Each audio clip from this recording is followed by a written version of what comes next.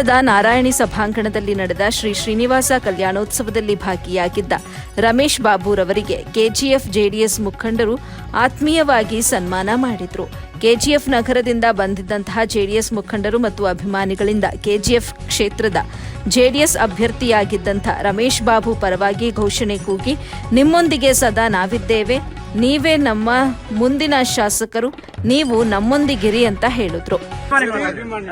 Doctor Ramesh Babuji next KGF MLA ಅವರಿಂದ ನಾವು KGF ಕ್ಷೇತ್ರ ಎಲ್ಲರೂ ಸೇರಿ ನಮ್ ಸಾಹೇಬ್ರನ್ನ ಕೆಜಿಎಫ್ ನೆಕ್ಸ್ಟ್ ಎಂಎಲ್ಎ ಮಾಡ್ತೀನಿ ಅನ್ಬಿಟ್ಟು ನಾವು ಜೆಡಿಎಸ್ ಇಂದ ನಾವು ಪಕ್ಷದಿಂದ ಎಲ್ಲರೂ ಹೇಳ್ತಾ ಇದ್ರು. ಸಾಹೇಬ್ರೆ ನೆಕ್ಸ್ಟ್ ಡಾಕ್ಟರ್ ರಮೇಶ್ ಬಾಬು ಅವರೇ ನಮ್ಮ ಕೆಜಿಎಫ್ ನುಡಿ ಎಂಎಲ್ಎ.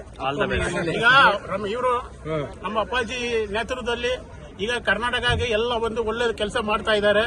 ಅದರಿಂದ ನಮ್ಮ ಕೆಜಿಎಫ್ ಕ್ಷೇತ್ರಕ್ಕೆ ನಮ್ಮ ಅಪ್ಪಾಜಿ ಆಶೀರ್ವಾದದಿಂದ, ಕುಮಾರನ ಆಶೀರ್ವಾದದಿಂದ ನೆಕ್ಸ್ಟ್ ನಾವು ಎಂಎಲ್ಎ ಮಾಡಿ ಇದರಿಂದ ಕಳಿಸ್ತೀನಿ ಅಂತ ನಾವು ಸತ್ಯ ತೀರ್ಮಾನ ತಗೊಂಡಿದ್ದೀನಿ.